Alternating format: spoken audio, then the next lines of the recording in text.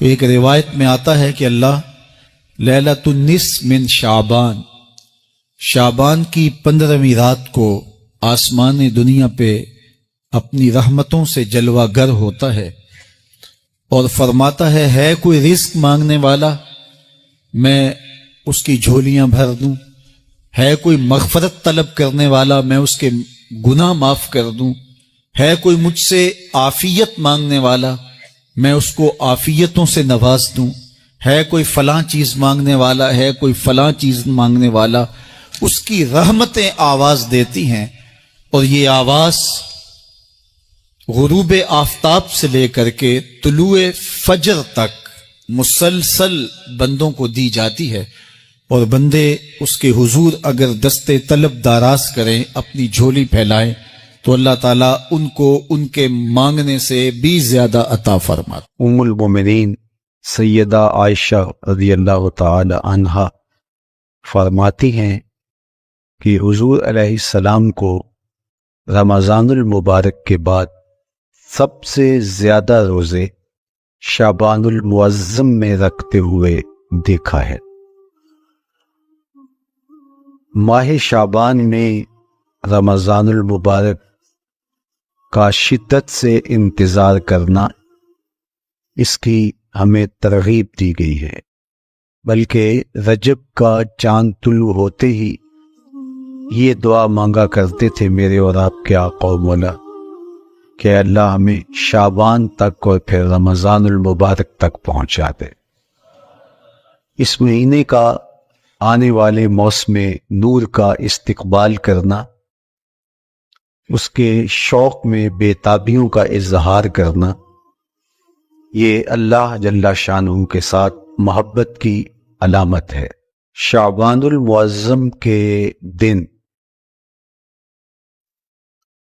گن گن کے گزارے جائیں کہ اتنے دن رہ گئے ہیں رمضان المبارک میں، اب اتنے دن رہ گئے ہیں رمضان المبارک میں۔ انسانی ذہن میں یہ سوال پیدا ہو سکتا ہے کہ متعینہ وقت پر تو اس مہینے نے آنا ہی ہے، اور اگر زندگی موجود رہی تو اس کو پا ہی لیں گے، تو اس شدت سے انتظار کرنے کا کیا مطلب؟ تو اس کا جواب یہ ہے، بیرون ملک سے کسی کے بزرگ نے، والد نے یا کسی کے بیٹے نے آنا ہو تو وہ 2 ماہ قبل ہی آنکھیں فرش را کیے ہوتے ہیں اور گن گن کے دن گزار رہے ہوتے ہیں، اور جو ہی لمحے قریب آتے ہیں تو پھر گھڑیاں اور ساعتیں بھی گنی جاتی ہیں، بار بار گھڑی دیکھتے ہیں، ابھی تک پہنچے نہیں، جبکہ یہ طے ہے کہ 5:02 پہ فلائٹ اترے گی۔ تو بار بار گھڑی دیکھنے کا مطلب لاہور سے 2 گھنٹے یہاں گجرانوالہ میں پہنچتے ہوئے لگیں گے، لیکن ہر 10 منٹ کے بعد کہ ذرا پتہ کرو کہاں تک پہنچے ہیں۔ کیا مطلب اس کا؟ مطلب اس کا یہ ہے کہ جب سینے میں کسی کا انتظار رکھا ہوا ہو تو پھر بے تابیاں، بے چینیاں، اضطراب موجود ہوتا ہے۔ ہم دنیا کے لوگوں کے ساتھ جو ربط و رشتہ رکھتے ہیں اس کے مطابق ان کا انتظار ہوتا ہے۔ کچھ آنے والے ایسے بھی ہوتے ہیں جنہوں نے ہمیں بتایا ہوتا ہے کہ فلاں دن ہم پہنچیں گے، اور وہ دروازے پہ دستک دے رہے ہوتے ہیں اور ہم سو کے اٹھ رہے ہوتے ہیں، اور اچانک جب پتہ چلتا ہے کہ فلاں باہر دروازے پہ دستک دے رہے ہیں تو ہم استقبال تو کر رہے ہوتے ہیں، لیکن ہمارے ذہن میں یہ بھی ہوتا ہے وہ میں بھول گیا، تو اب تو یہ کام بھی میرے ذمہ ہے، تو مجھے یاد آ گیا ہوتا۔ تو جن لوگوں کے لیے دل میں محبتوں کی جگہ ہو تو ان کے لیے پھر سارے کام مؤخر کر کے ان کے استقبال کیے جاتے ہیں۔ یہ مہینہ اللہ کی رحمتوں کا موسمی بہار ہے، چھم چھم رحمتیں برستی ہیں، انوار اترتے ہیں، گناہگاروں کو آتش دوزخ سے نجات بخش دی جاتی ہے۔ تو اس کا استقبال کرنا، اس کے لیے انتظار کرنا، گن گن کے دن گزارنا، لمحے اور ساعتیں بسر کرتے ہوئے بار بار ماہ سیام کا ذکر کرنا اس مہینے کے ساتھ محبت کی دلیل ہے، اور اس مہینے کے ساتھ محبت اللہ سے محبت کی دلیل ہے۔ اس لیے اس مہینے کا استقبال کرنا، اس کے لیے تیاری کرنا، اپنے گھر کو صاف کرنا، اس کے لیے اپنی اولاد کے دل میں شوق پیدا کرنا اور ماحول پہلے پیدا کرنے کی کوشش کرنا، تاکہ جو ہی یہ ماہ جلوہ گر ہو تو روزہ رکھنے کا مزاج پیدا ہو چکا ہو، تلاوت کلام مجید کا مزاج پیدا ہو چکا ہو، دیگر نوافل اور اچھے اعمال بجا لانے کی عادت پڑ چکی ہو۔ تو شعبان میں ہی اس کی تیاری ہوتی ہے، تاکہ رمضان المبارک آتے ہی ہم پوری طرح سے مستعد اور فعال ہو کر کے اس مہینے کی برکتوں کو سمیٹ لیں۔ اللہ کے محبوب علیہ السلام نے ارشاد فرمایا کہ جب ماہ سیام آتا ہے فتحت ابواب الجنہ، تو جنت کے 8 دروازے کھول دیے جاتے۔ جنت تو اللہ جل شانہ کی کرم نوازیوں کا ایک ایسا خوبصورت منظر ہے کہ آج تک نہ کسی آنکھ نے اس کو دیکھا، نہ کسی کان نے سنا، اور نہ اس کا کوئی تصور کر سکتا ہے، ایسی خوبصورت بنائی ہے۔ وہاں کی ہوائیں جب چلتی ہیں تو گرد نہیں اڑتا، کستوری اڑتی ہے۔ وہاں دودھ کی، شہد کی، مائع معین، کوثر، سلسبیل کی نہریں بہتی ہیں، موتی زمرد کے محلات بنے ہوئے، وہ خوبصورت محل اور وہ خوبصورت جنت کا ماحول۔ لیکن اس کے باوجود اس خوبصورت جنت کو، مرصع جنت کو، نظیف ترین بقعۂ رحمت کو 11 ماہ تک رنگ و روغن کیا جاتا ہے رمضان المبارک کے استقبال کے لیے، اور جب یہ مہینہ آتا ہے تو اس کے دروازے کھول دیے جاتے ہیں، اور جنت کے 8 دروازوں میں سے ایک دروازے کا نام باب الریان رکھا گیا ہے، جو صرف روزہ داروں کے اعزاز و تکریم کے لیے ہے۔ روزہ دار اس دروازے سے گزر کے جنت جاتے۔ تو آپ اندازہ کیجئے کہ اللہ نے اس ماہ مبارک کو کیا عزت دی ہے، کیا پروٹوکول دیا ہے، کیا تکریم بخشی ہے کہ نبیوں کا امام، امام المرسلین، خاتم الانبیاء، محبوب خدا اس مہینے کے لیے منتظر رہتے کہ یہ مہینہ آنے والا ہے، یہ مہینہ آنے والا ہے۔ حضرت سیدنا سلمان فارسی رضی اللہ تعالی عنہ فرماتے ہیں کہ شعبان کی آخری تاریخ کو حضور نے ایک خطبہ ارشاد کیا۔ بعض علماء نے کہا کہ یہ شعبان کا آخری جمعہ تھا، یا ہو سکتا ہے کہ آخری جمعہ 29 شعبان کو ہی ہو۔ تو رمضان المبارک سے قبل حضور نے یہ خطبہ ارشاد کیا، جو مختلف کتب احادیث میں موجود ہے۔ یا ایھا الناس، اے لوگو، قد اظلکم شہر عظیم، اللہ نے تمہارے اوپر ایک بہت پاکیزہ، پر نور، عالی مرتبت مہینہ سایہ فگن کر دیا ہے۔ شہر فیہ لیلۃ خیر من 1000 شہر، اس مہینے میں ایک ایسی رات ہے جو 1000 مہینے سے بہتر ہے۔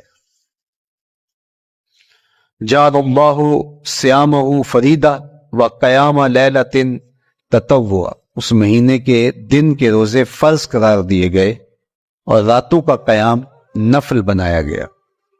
تراویح کی صورت کے اندر راتوں کے قیام کا ماحول پیدا ہوتا ہے، صلاۃ اللیل پڑھی جاتی ہے، نوافل پڑھے جاتے ہیں کثرت کے ساتھ۔ یہ اس مہینے کی شانیں ہیں، یہ اس مہینے کی رونقیں ہیں۔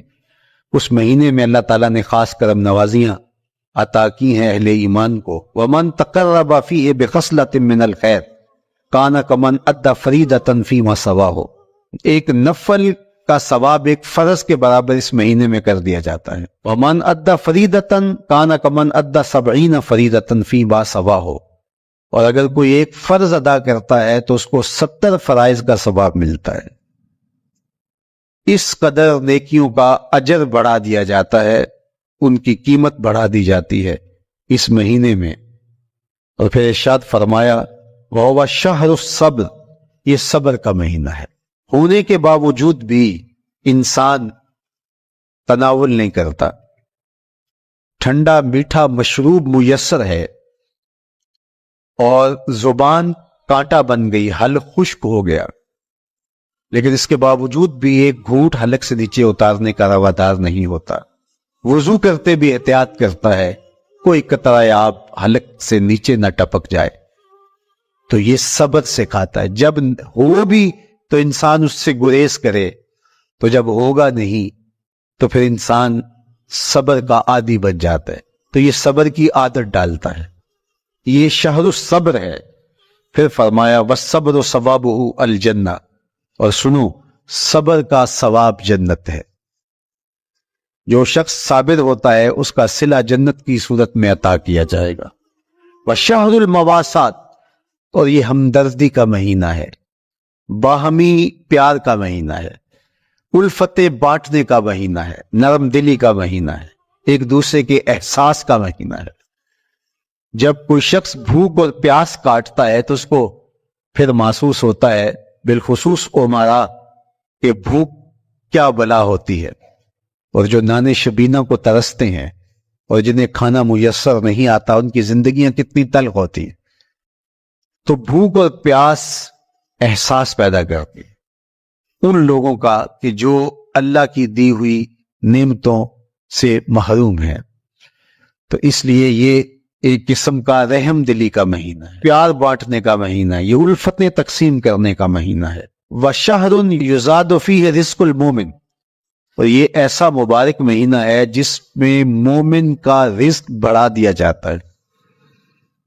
روزہ کھانا بچانے کے لیے یہ اخراجات کم کرنے کے لیے نہیں ہے، بلکہ اس میں آپ کا رزق اور بڑھ جاتا ہے۔ ایسی ایسی نعمتیں کھانے کو ان لوگوں کو بھی نصیب ہو جاتی ہیں عام دنوں میں جو ان کا مقصود نہیں ہوتی۔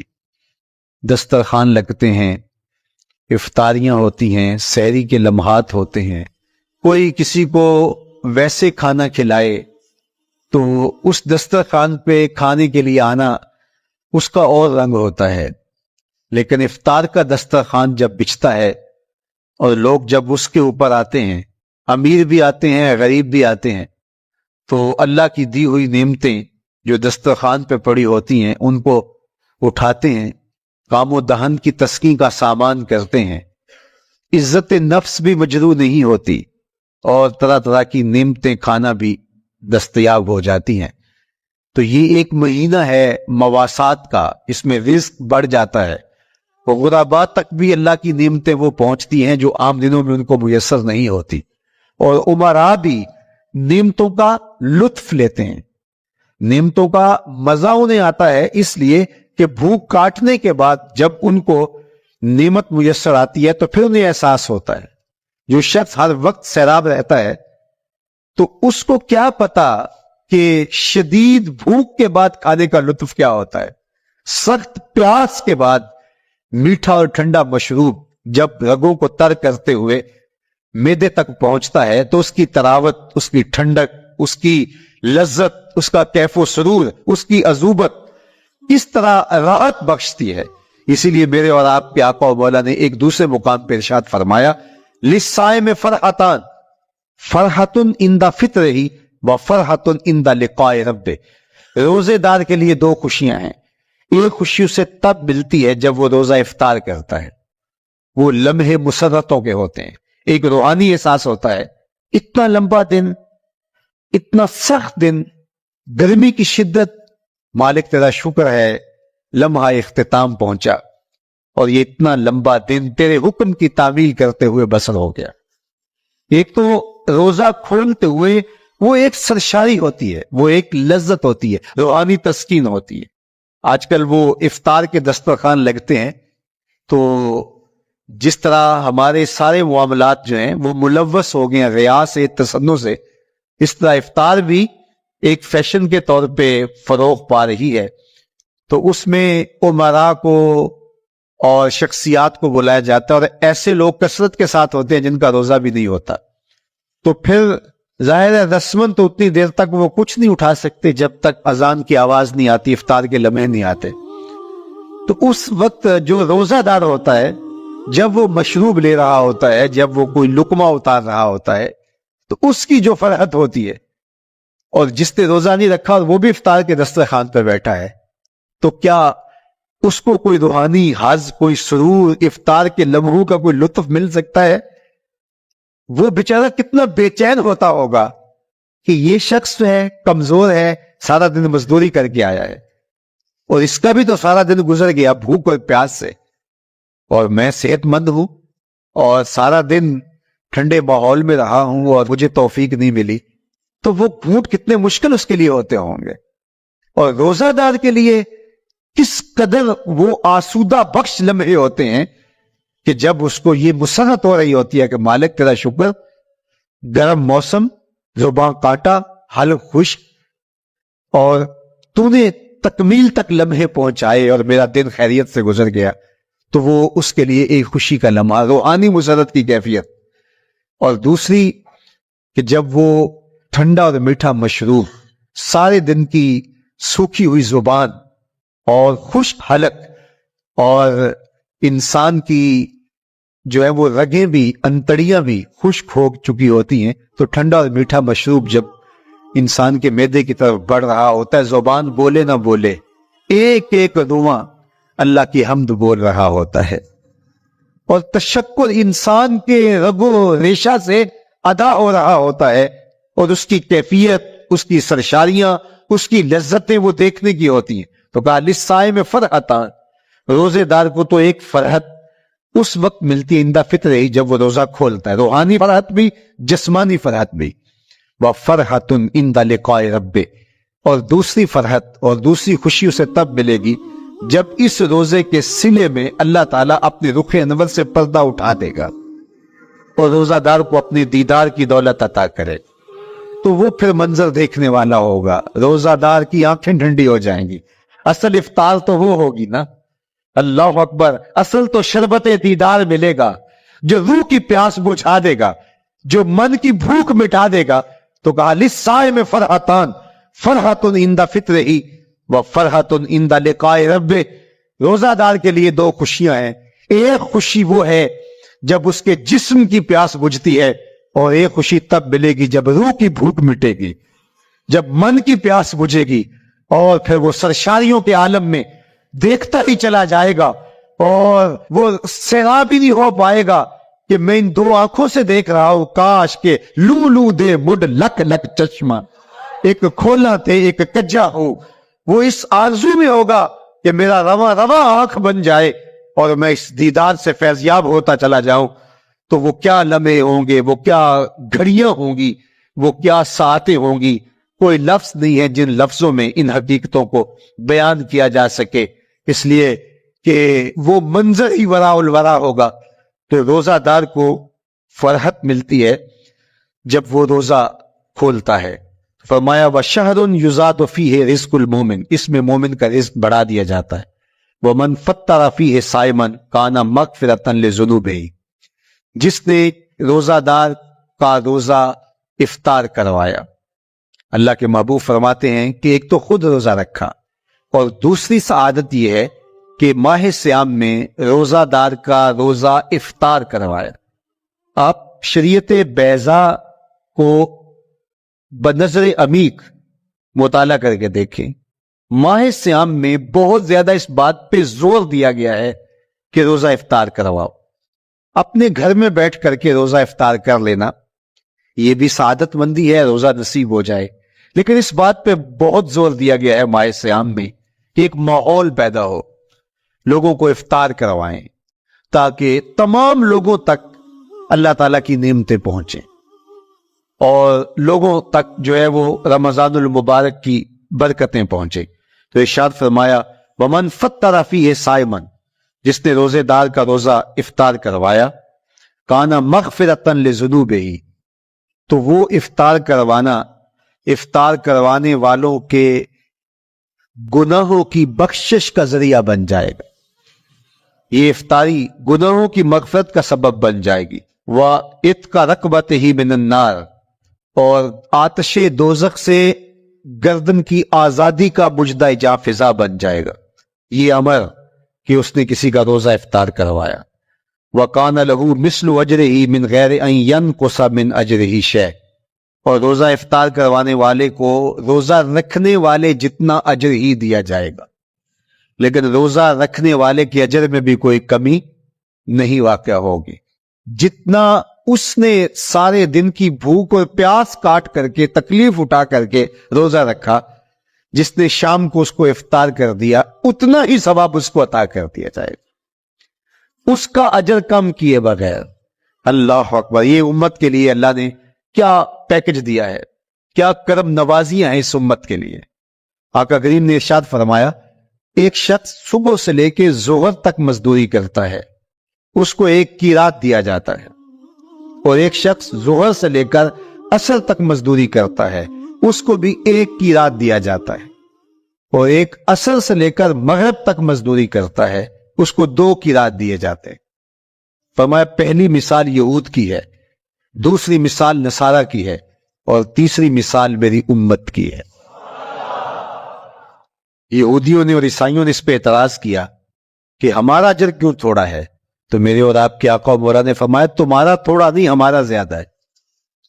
آج کل اگر 1000 روپیہ مزدوری چلتی ہو مزدور کی، تو کوئی شخص صبح سے شام تک ایک شخص سے مزدوری کروائے اور 1000 روپیہ دے دے، اور دوپہر کو اڈے سے جا کے ایک مزدور اور لے آئے اور شام کو اس کو بھی 1000 روپیہ دے آئے، اور ایک شخص کو عصر کے وقت لائے اس کو 2000 روپیہ دے دے، تو 1000 والا کہے کہ میرے سے زیادتی ہوئی ہے، تو اس سے زیادتی تو نہیں ہوئی، اسے تو پوری مزدوری دی گئی. اب اس پہ مہربانی ہوئی ہے، اس پہ رحمت ہوئی ہے. تو کہا یہود اور نصارہ کی یہ مثال ہے، ایک صبح سے ظہر تک مزدوری کرے اس کو 1 قیراط، ایک ظہر سے عصر تک مزدوری کرے اس کو بھی 1 قیراط، اور تیسرا بہت تھوڑا وقت عصر سے مغرب تک مزدوری کرے اس کو 2 قیراط. کہا یہ امت محمدیہ علی صاحب الصلوات کو دیا گیا نور ہے. تو ایک شخص نے سویر سے لے کر شام تک روزہ رکھا، بھوک کاٹی، پیاس کاٹی، سخت شدت کی گرمی سہی، اور ایک شخص نے شام کے وقت اس کو روزہ افطار کروا دیا. اور سنو حضور علیہ الصلوۃ والسلام کا فرمان، جب حضور نے فرمایا کہ اس کو پورا اجر ملے گا پہلے کے اجر کو کم کیے بغیر، تو صحابہ کا تو دل تڑپنے لگا کہ یہ کتنی بڑی بات ہے. اب آپ جانتے ہیں کہ یہ زمانہ ایسی معاشی خوشحالیوں کا نہیں تھا، لوگوں کے پاس تو نان شبینہ بھی میسر نہیں ہوتا تھا. تو صحابہ نے جو سوال کیا، قالوا یا رسول اللہ صلی اللہ علیہ وسلم، انہوں نے کہا اے اللہ کے پیارے رسول صلی اللہ علیہ وسلم، لیسا کلنا یجد ما یفطر الصائم، ہم میں سے تو ہر بندہ یہ طاقت نہیں رکھتا کہ روزہ دار کو روزہ افطار کروا دے. تو یہ اتنی بڑی سعادت، تو یہ تو پھر اہل زر ہی یہ سعادت حاصل کر پاتے ہیں. ہمارے جیسے لوگ تو پھر جو مال و دولت نہیں رکھتے تو وہ تو پھر یہ سعادت نہیں حاصل کر پائیں گے.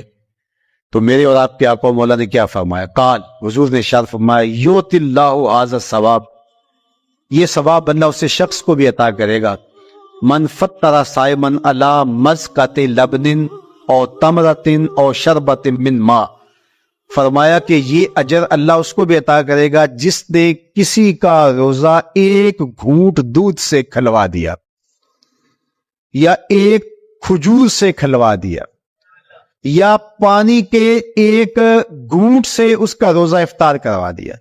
لازمی نہیں ہے کہ دسترخوان سجا ہو، انواع اقسام کے کھانے پڑے ہوں اور وہ افطاری ہی افطاری قرار پائے گی. جس نے کسی کو وہاں باہر ٹوٹیوں سے پانی کا گلاس بھر کے، کٹورا بھر کے سادہ پانی بھی پیش کر دیا تو اس کو بھی ثواب مل جائے گا. کتنا ثواب ملے گا؟ پورا روزہ رکھنے کا ثواب اس کو ملے گا. کتنی رحمتوں کی لوٹ سیل لگی ہے. کوئی ایسے بھی بانٹتا ہے، کوئی ایسے بھی کرم نوازیاں ہوتی ہیں، لیکن میرے رب کے خزانے کتنے کھلے ہیں. میں نے مدینہ المنورہ میں ایک شخص کو دیکھا کہ وہ روزے کے وقت وہاں سے ہی گلاس لیتا اور زمزم سے بھرتا اور روزہ داروں کے آگے رکھتا چلا جاتا، اور روزانہ اس کا یہ عمل ہوتا. نماز عصر کے بعد شروع ہوتا، جتنی اس کی پہنچ ہوتی ہر ایک کے آگے رکھتا چلا جاتا. پانی بھی وہاں سے لیا, گلاس بھی وہاں سے لیا. اللہ اکبر. فرمایا دودھ کا ایک گھونٹ یا پانی کا ایک گلاس یا ایک کھجور اس نے کسی کو پیش کی اور اس نے اس سے روزہ کھولا. اللہ کے محبوب فرماتے ہیں پہلے کے اجر میں بغیر کسی کمی کے اس کو پورا پورا ثواب روزے کا نصیب ہوگا. اللہ اکبر. اب سنو پھر حضور نے ارشاد فرمایا ومن اشبع صائمن, اور جس نے صحیح اہتمام کے ساتھ روزے دار کو اچھا کھانا کھلایا, اچھی پرتکلف افطاری دی, سقاہ اللہ من الحوض شربتا لا یظمأ حتی یدخل الجنہ, اس کو حوض کوثر سے ایسا جام ملے گا کہ اس کو کبھی پیاس نہیں ملے گی یہاں تک کہ جنت میں چلا جائے گا. اللہ اکبر. اس کو کوثر کے جام نصیب حشر کی گرمی میں. اور آپ کو معلوم ہے علماء سے آپ نے بارہا سنا ہوگا کہ جام کوثر جس نے ایک بار پی لیا پھر 50,000 سال کے دن میں اس کو دوبارہ پیاس نہیں لگے گی. یہ جام کوثر کی خصوصیت ہے. فرمایا وَهُوَ شَهْرٌ أَوَّلُهُ رَحْمَةٌ, یہ وہ مہینہ ہے جس کے پہلے 10 دن رحمت ہے اور اس کا درمیانی عشرہ مغفرت ہے. وَآخِرُهُ عِتْقٌ مِّنَ النَّارِ, اس کا آخری عشرہ جو ہے وہ آتش دوزخ سے نجات کا ضامن ہے. فَاسْتَكْثِرُوا فِيهِ مِنْ 4 خِصَالٍ, کہا کہ 4 کام اس مہینے میں کثرت کے ساتھ کرو. خَصْلَتَانِ تُرْضَوْنَ بِهِمَا رَبَّكُمْ, 2 کام تو وہ ہے جس سے تم اپنے رب کو راضی کرو گے. وَخَصْلَتَانِ لَا غِنَىٰ بِكُمْ عَنْهُمَا, اور 2 کام ایسے ہیں کہ ان سے بے نیاز نہیں ہو سکتے تو وہ تمہیں کرنے پڑیں گے. اما الخصلتان اللتان ترضون بہما ربکم, وہ 2 خصلتیں 2 کام جن کے ذریعے سے تم اپنے رب کو راضی کر سکو. فشہادت اللہ الہ الا اللہ, وہ گواہی دینا ہے لا الہ الا اللہ. وتستغفرونہ, اور تم کثرت سے استغفار کرو, اللہ سے بخشش مانگو. یہ 2 کام تم نے کرنے ہیں. وَأَمَّا الْخَصْلَتَانِ اللَّتَانِ لَا غِنَىٰ بِكُمْ عَنْهُمَا, اور وہ چیزیں جن بغیر تمہیں چارہ نہیں ہے. فَتَسْأَلُونَ الْجَنَّةَ وَتَعُوذُونَ مِنَ النَّارِ, اللہ سے جنت طلب کرو اور دوزخ سے پناہ مانگو. تو یہ 2 کام جو تمہاری ضرورت ہے تم اس مہینے میں کثرت کے ساتھ کرو. تو یہ مہینہ رحمتوں کی لوٹ سیل کا مہینہ ہے, یہ کرم نوازیوں کے امٹتے ہوئے دھارے ہیں. یہ سیل رحمت ہے جو کہ من کی سیرابی کا سبب اور ذریعہ ہے. خوش نصیب ہیں جو ماہ صیام کو خوبصورتی کے ساتھ بسر کرتے ہیں, اس کے آنے سے پہلے استقبال کرتے ہیں, گھروں میں صفائی کریں, اہتمام کریں, مساجد میں اہتمام کریں, تاکہ بچوں میں یہ شوق پیدا ہو کہ ماہ صیام آ رہا ہے. جب ہم بچے تھے تو ہمارے والدین رمضان المبارک سے قبل ہی رمضان المبارک کی تیاریاں شروع کر دیا کرتے تھے. اس وقت گھر میں شربت تیار ہوا کرتے تھے گڑ کے, اور وہ پہلے ہی مائیں گھر میں تیاری کرنا شروع کر دیا کرتی تھی. ایک شوق پیدا کرنا مقصود ہوتا ہے. تو کچھ چیزیں ایسی ہیں کہ آرڈر لکھے اور 1 سیکنڈ میں گھر پہنچ جائے, لیکن کچھ چیزیں یہ جو ہے وہ تیار کرنی چاہیے, شوق پیدا ہو. گھروں کے اندر ماؤں کو چاہیے کہ افطاری کو اہتمام کے ساتھ تیار کریں تاکہ بچوں کو شوق پیدا ہو اور یہ ایک ماحول پیدا ہو, قرآن مجید کی تلاوت کا ماحول پیدا ہو, جاگنے سونے کے جو ہے وہ شیڈول مرتب کیے جائیں, مساجد کی آبادی کا سامان کیا جائے. آج کی بابرکت شب نور, شب برات کے نام سے معروف اور مشہور ہے. اس بابرکت شب کے دامن میں اتنی برکتیں اور اتنی رحمتیں ہیں کہ اللہ جل شانہ گناہ گاروں کو جہنم کی آگ سے آزاد فرما دیتا ہے. ام المومنین سیدہ طیبہ طاہرہ سیدہ عائشہ صدیقہ رضی اللہ تعالی عنہا فرماتی ہیں, ایک دن میں دیکھا کہ حضور میرے حجرہ میں نہیں ہیں, تو میں حضور کو تلاش کرنے نکلی. جنت البقیع میں آسمان کی طرف سر اٹھائے حضور اللہ سے التجائیں کر رہے تھے. مجھے دیکھا تو ارشاد فرمایا, عائشہ کیا تم نے یہ سمجھا کہ اللہ کا رسول تم سے زیادتی کرے گا؟ فرماتی ہیں میں نے عرض کی یا رسول اللہ صلی اللہ علیہ وسلم، میں یہ سمجھا شاید آپ کسی زوجائے محترمہ کے حجرہ میں تشریف لے گئے ہیں۔ فرمایا آج لیلۃ النصف من شعبان، شعبان کی 15ویں رات ہے، درمیانی شب ہے۔ اس رات کو اللہ تعالیٰ جل شانہ آسمان دنیا پہ نزول اجلال فرماتا ہے اور قبیلہ بنو کلب کی بکریوں کے بالوں سے زیادہ لوگوں کو جہنم کی آگ سے آزاد کر دیتا ہے۔ قبیلہ بنو کلب عرب کا بہت بڑا قبیلہ تھا جو بھیڑ بکریاں پالتے تھے اور لاکھوں کی تعداد میں ان کی بکریوں اور بھیڑوں کے ریوڑ تھے۔ تو اس قبیلے کی بکریوں کے بالوں سے بھی زیادہ گناہ گاروں کو جہنم کی آگ سے آزاد کر دیا جاتا ہے۔ تو یہ وہ بابرکت شب رحمت ہے، شب نور ہے، جس کے دامن میں اتنی برکتیں ہیں کہ کوئی محروم نہیں رہتا۔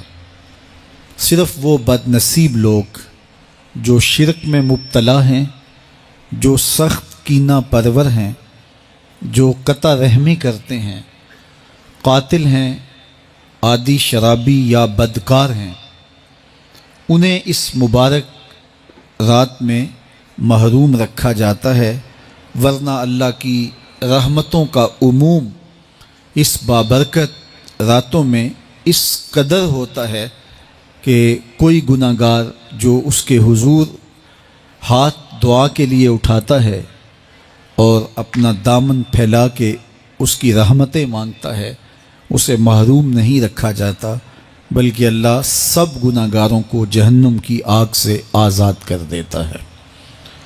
ایک روایت میں آتا ہے کہ اللہ لیلۃ النصف من شعبان، شعبان کی 15ویں رات کو آسمان دنیا پہ اپنی رحمتوں سے جلوہ گر ہوتا ہے اور فرماتا ہے کوئی رزق مانگنے والا، میں اس کی جھولیاں بھر دوں، ہے کوئی مغفرت طلب کرنے والا، میں اس کے گناہ معاف کر دوں، ہے کوئی مجھ سے عافیت مانگنے والا، میں اس کو عافیتوں سے نواز دوں، ہے کوئی فلاں چیز مانگنے والا، ہے کوئی فلاں چیز مانگنے والا، اس کی رحمتیں آواز دیتی ہیں اور یہ آواز غروب آفتاب سے لے کر کے طلوع فجر تک مسلسل بندوں کو دی جاتی ہے، اور بندے اس کے حضور اگر دستے طلب دراز کریں، اپنی جھولی پھیلائیں، تو اللہ تعالیٰ ان کو ان کے مانگنے سے بھی زیادہ عطا فرماتا ہے۔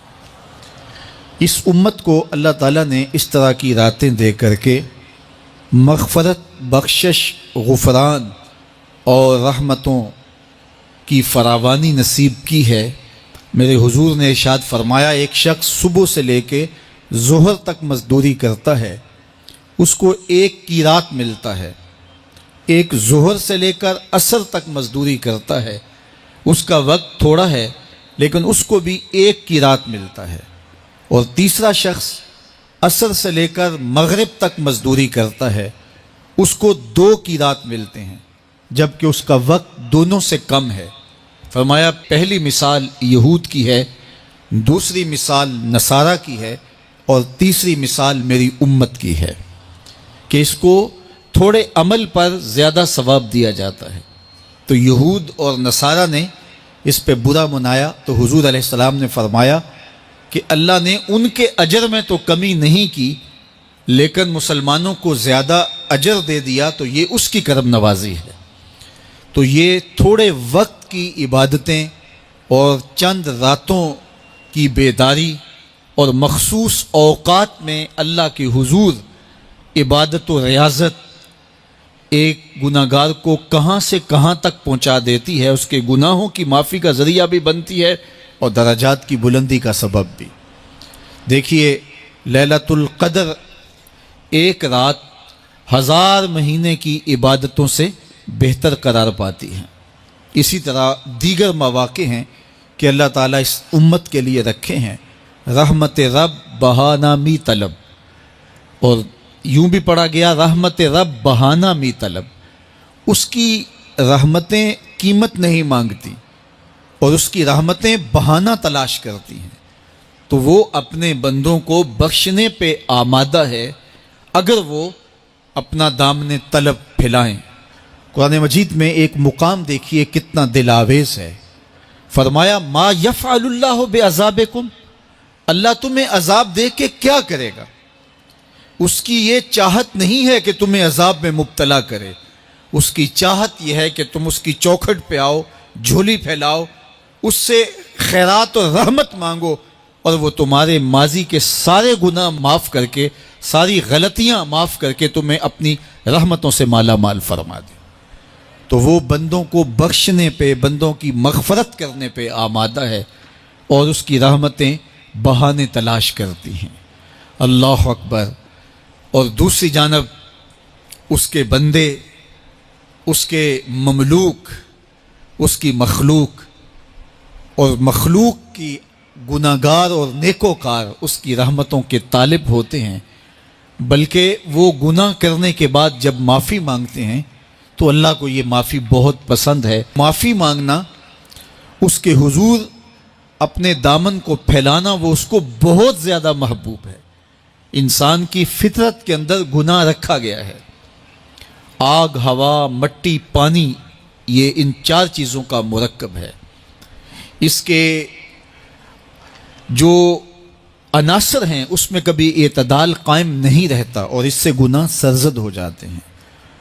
گناہ کرنے کے بعد بندے کا اس گناہ پہ اصرار کرنا، اڑ جانا، ضد کرنا، توبہ نہ کرنا اللہ کو یہ پسند نہیں، لیکن اگر اس سے گناہ سرزد ہو جائے تو پھر وہ توبہ کر لے تو اللہ کو یہ بہت زیادہ پسند ہے۔ جو اس سے ہو سکے نیکی وہ اللہ کے حضور پیش کرے، لیکن اس کے اندر جو شر رکھی گئی ہے، اس کے اندر جو قوتیں گناہ کی رکھی گئی ہیں، اس سے اگر اس سے گناہ سرزد ہو جائے تو پھر وہ اللہ سے توبہ کرے، اللہ کی طرف رجوع کرے، تو اللہ اس کی توبہ کو نہ صرف قبول کرتا ہے بلکہ اس کے گناہوں کو معاف کرتا ہے اور گناہوں کو بدل کے نیکیوں میں تبدیل کر دیتا ہے۔ جب گناہ نیکیوں میں تبدیل ہو گئے تو جتنا بڑا گناہ گار تھا اتنا بڑا نیکوکار ہو گیا۔ حضرت سیدنا عمر رضی اللہ تعالیٰ عنہ بازار میں جا رہے تھے تو ایک شرابی نے ہاتھ میں بوتل پکڑی تھی شراب کی، تو حضرت عمر ہاتھ میں درہ رکھتے تھے اور آپ کا جاہ و جلال دیدنیت ہوتا، تو جو ہی حضرت عمر رضی اللہ تعالیٰ عنہ کو اس نے دیکھا تو ڈر گیا اور دل ہی دل میں کہا اے اللہ آج عمر کے قہر سے بچا لے، میں تیری بارگاہ میں سچی توبہ کرتا ہوں، اور جلدی سے شراب کو بغل میں چھپا لیا۔ اتنے میں حضرت عمر سر پہ پہنچ گئے اور گرج کر کڑک کے کہا کہ یہ تیری بغل میں کیا ہے؟ چونکہ اس کو بوتل چھپاتے دیکھا تھا تو وہ ڈر گیا اور ڈرتے ڈرتے کہنے لگا حضرت یہ سرکہ ہے۔ اب تھی تو شراب، لیکن ڈرتے ہوئے بولا حضرت سرکہ ہے۔ تو حضرت عمر نے کہا نکال۔ جب نکالا تو شراب نہیں تھی، واقعی سرکہ بن چکا تھا۔ تو جب اللہ کے حضور کوئی توبہ کرتا ہے اللہ اس کے گناہوں کو بدل کے نیکیوں میں تبدیل کر دیتا ہے۔ حدیث پاک میں آتا ہے کہ قیامت کے دن اللہ ایک شخص کو کہے گا کہ اپنا نامہ اعمال پڑھ، تو وہ نامہ اعمال پڑھنے لگ جائے گا، تو نامہ اعمال کے اندر چھوٹے گناہ بھی ہوں گے، بڑے گناہ بھی ہوں گے، تو اللہ سے حیا کرتے ہوئے، شرم کرتے ہوئے وہ بڑے بڑے گناہوں کو چھوڑتا جائے گا اور چھوٹے چھوٹے گناہوں کو پڑھتا رہے گا۔ جب وہ سارے گناہ پڑھ چکے گا اور کتاب ختم ہوگی تو اللہ تعالیٰ اسے فرمائے گا میرے بندے تو نے یہ جتنے گناہ پڑھے ہیں میں نے سب کو بدل کے نیکیوں میں تبدیل کر دیا۔ تو بندہ کہے گا اللہ ابھی تو میرے بڑے بڑے گناہ رہتے ہیں جو میں نے پڑھے ہی نہیں۔ فَضَحِكَ النَّبِيُّ حَتَّى بَدَتْ أَنْيَابُهُ، حضور جب یہ بیان فرما رہے تھے تو حضور اتنا مسکرائے کہ صحابہ نے حضور کی داڑھیں دیکھ لی۔ تو پہلے وہ بڑے بڑے گناہ چھوڑے جا رہا تھا، لیکن جب اللہ فرمائے گا کہ میں تیرے گناہوں کو بدل کے نیکیوں میں تبدیل کر دیا تو وہ کہے گا ابھی تو بڑے بڑے گناہ رہتے جو میں نے ابھی پڑھے ہی نہیں۔ تو جب کوئی بندہ اس کے حضور توبہ کرتا ہے اللہ یہ نہیں دیکھتا اس نے گناہ کتنے کیے ہیں، یہ دیکھتا ہے بندہ آیا میری چوکھٹ پہ ہے تو اللہ اس کے پچھلے سارے گناہ معاف فرما دیتا ہے۔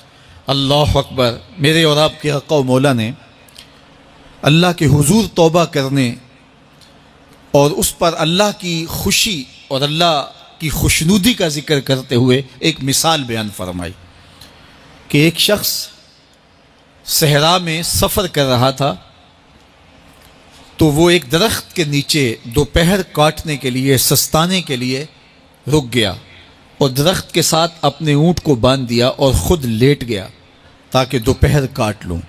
تھوڑی دیر کے بعد جب اس کی آنکھ کھلی تو اس نے کیا دیکھا کہ اونٹ ماں ساز و سامان کے ساتھ غائب ہے۔ اب صحرا میں اونٹ کا گم ہو جانا گویا زندگی چلے جانے کے مترادف ہے۔ تو اس نے دائیں بائیں بھاگ دوڑ کے دیکھا کہ کہیں اونٹ کا نشان مل جائے، لیکن اونٹ کا نشان نہیں ملا۔ تا حد نظر کوئی انسانی آبادی نہیں۔ وہ بھاگا اور تھک ہار کے دوبارہ اسی درخت کے نیچے بیٹھ گیا اور پیاس سے ہلکان ہوا جا رہا تھا اور درخت کے ساتھ ٹیک لگا کے لیٹ گیا اور موت کا انتظار کرنے لگا۔ جن لوگوں نے صحرا کا سفر کیا ہے ان کو اس بات کا اندازہ ہوگا کہ کئی 100 میل تک انسانی آبادی ہی نہیں، اب نہ کچھ کھانے کے لیے بچا نہ کچھ پینے کے لیے بچا، اونٹ بھی غائب ہو گیا، توشا بھی ساتھ ہی چلا گیا، تو اب ظاہر ہے سیدھی موت ہی نظر آ رہی ہے۔ تو وہ اس درخت کے ساتھ ٹیک لگا کے بیٹھ جاتا ہے اور موت کا منتظر ہوتا ہے۔ تھوڑی دیر کے بعد پھر اس کی دوبارہ آنکھ لگ جاتی ہے۔ جب دوبارہ آنکھ لگتی ہے تو تھوڑی دیر بعد پھر آنکھ کھلتی ہے۔ جب دوبارہ آنکھ کھلتی ہے تو دیکھتا ہے کہ اونٹ جو گما تھا ماں ساز و سامان کے اس کے پاس کھڑا ہے۔ تو صحرا میں اس حالت میں اونٹ کا مل جانا زندگی مل جانے کے مترادف ہے۔ تو وہ اتنا خوش ہوا کہ خوشی کی انتہا نہ رہی، بلکہ مسرتوں کے ہجوم میں درک گیا اور کہنے کیا لگا، اللہم انت عبدی وانا ربک، اے اللہ تو میرا بندہ اور میں تیرا رب۔ کہنا تو یہ تھا کہ تو میرا رب اور میں تیرا بندہ، لیکن مسرتوں کا ہجوم ہی اتنا تھا، خوشیوں کا ہجوم ہی اتنا تھا کہ زبان پہ قابو نہ رہا۔ کسی کے آنے سے ایسے ہوش اڑے ساقی کے، شراب سیخ پہ ڈالی اور بوتل میں کباب۔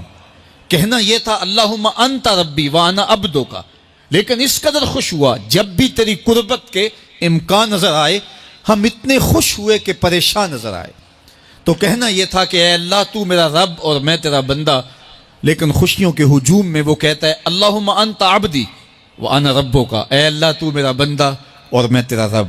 حضور یہ بات بیان کرنے کے بعد صحابہ سے پوچھتے ہیں کہ ذرا بتاؤ اس بندے کو کتنی خوشی ہوئی کہ خوشی میں زبان بھی قابو نہ رہی اور اپنے آپ پہ کنٹرول نہ رہا، اور خوشیوں کے ہجوم میں اسے یہ بھی پتہ نہیں چل رہا کہ وہ کیا بول رہا ہے۔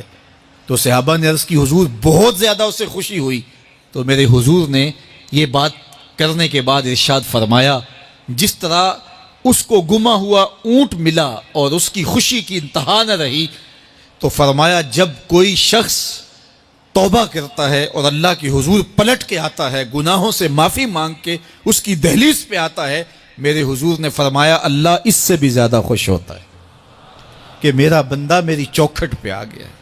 تو وہ یہ چاہتا نہیں کہ اپنے بندوں کو عذاب دوں، وہ خود آگ میں چھلانگے لگائے تو اس کی مرضی، اگر گناہ سرزد بھی ہو گیا ہے تو کوئی بات نہیں، معافی مانگ لی جائے۔